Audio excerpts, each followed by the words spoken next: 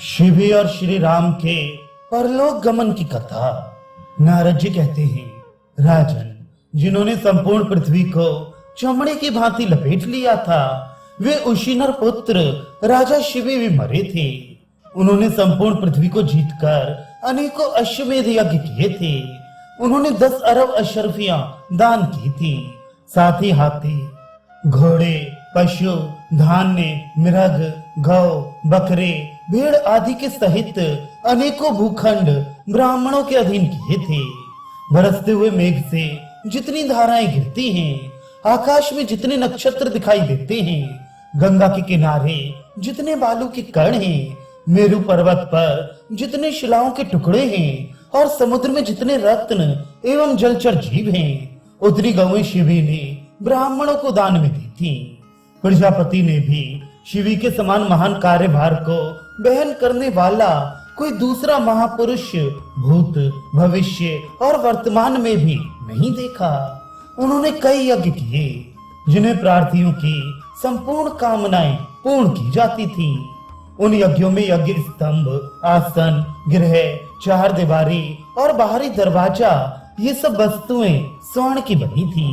यज्ञ के बाड़े में दूध दही के बड़े बड़े कुंड भरे रहते थे, तो नदियां बहती रहती थी। शुद्ध अन्न के पर्वतों के समान ढेर लगे रहते थे। वहां सबके लिए घोषणा की जाती थी कि सज्जनों, स्नान करो और जिसकी जैसी रुचि हो उसके अनुसार अन्नपान लेकर खाओ पियो। भगवान शिव ने राजा शिवी के पुण्य कर्म से प्रसन्न होकर यह वर दिया था, राजन, सदा दान करते रहने पर भी तुम्हारा धन क्षीण नहीं होगा। इस प्रकार तुम्हारी श्रद्धा, सुयश और पुण्य कर्म अक्षय होंगे। तुम्हारे कहने के अनुसार ही सभी प्राणी तुमसे प्रेम करेंगे और अंत में तुम्हें उत्तम लोक की प्राप्ति होगी। इन उत्तम वरों को प्राप्त करके राजा शिवी समय आने पर दिव्य लोक को चले गए। वे तुमसे और तुम्हारे पुत्र से भी बढ़कर पुण्यात्मा थे। जब वे भी मृत्यु से नहीं बच सके तो तुम्हें अपने पुत्र के लिए शोक नहीं करना चाहिए। संजय, जो प्रजा पर पुत्र के समान प्रेम रखते थे, वे दशरथ नंदन राम भी परम धाम को चले गए। वे अत्यंत तेजस्वी थे और उनमें असंख्य गुण थे और अपने पिता की आज्ञा से उन्होंने धर्म पत्नी सीता और भाई लक्ष्मण के साथ 14 वर्ष तक वनवास किया था। जन स्थान में रहकर तपस्वी मुनियों की रक्षा के लिए उन्होंने 14,000 राक्षसों का वध किया। वहां रहते समय ही लक्ष्मण सहित राम को मुंह में डालकर रावण नामक राक्षस ने उनकी पत्नी सीता को हर लिया। यद्यपि रावण देवता और दैत्यों से भी अवध्य था, फिर भी साथ ही ब्राह्मण और देवताओं के लिए कंटक रूप था। किंतु राम ने उसके साथियों सहित उसे मार डाला। देवताओं ने उनकी स्तुति की, सारे संसार में उनकी कीर्ति फैल गई। देवता और ऋषि उनकी सेवा में लगे रहने लगे। उन्होंने विशाल साम्राज्य पाकर संपूर्ण प्राणियों पर दया की। धर्म पूर्वक प्रजा का पालन करते हुए अश्वमेध नामक महायज्ञ का अनुष्ठान किया। श्री रामचंद्र जी ने भूख और प्यास को जीत लिया था, संपूर्ण देहधारियों के रोगों को नष्ट कर दिया था। वे कल्याण में गुणों से संपन्न थे और सदा अपने तेज से प्रकाशमान रहते थे। सब प्राणियों से अधिक तेजस्वी थे। राम के शासन काल में इस पृथ्वी पर देवता, ऋषि और मनुष्य एक साथ रहते थे। उनके राज्य में प्राणियों के प्राण, अपान और समान आदि प्राण क्षीण नहीं होते थे। उस समय सबकी आयु बड़ी होती थी, कोई नौजवान नहीं मरता था। देवता और पितर वेदों की विधियों से प्रसन्न होकर हव्य कव्य को ग्रहण करते थे।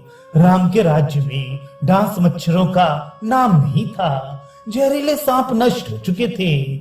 न कोई पानी में डूबकर मरता था और न असमय में आग ही किसी को जलाती थी।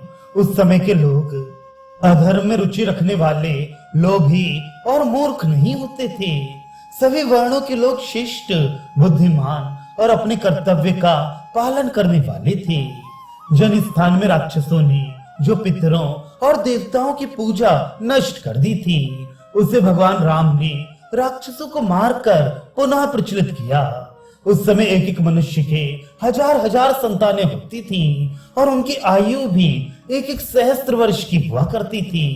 बड़ों को अपने से छोटों का श्राद्ध नहीं करना पड़ता था। भगवान राम की श्याम सुंदर छवि, तरुण अवस्था और कुछ अरुणाई लिए विशाल आंखें थीं। भुजाएं सुंदर तथा घुटनों तक लंबी थीं। सिंह के समान कंधे थे। उनकी झांकी सभी जीवों का मन मोहने वाली थी। उन्होंने 11,000 वर्ष तक राज्य किया था। उस समय के लोगों की जुबान पर केवल राम का ही नाम था।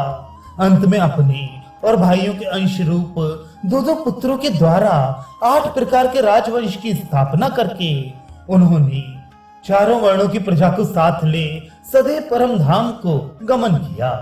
संजय, तुमसे और तुम्हारे पुत्र से सर्वथा श्रेष्ठ वे राम भी यदि यहाँ नहीं रह सके तो तुम अपने पुत्र के लिए शोक क्यों करते हो?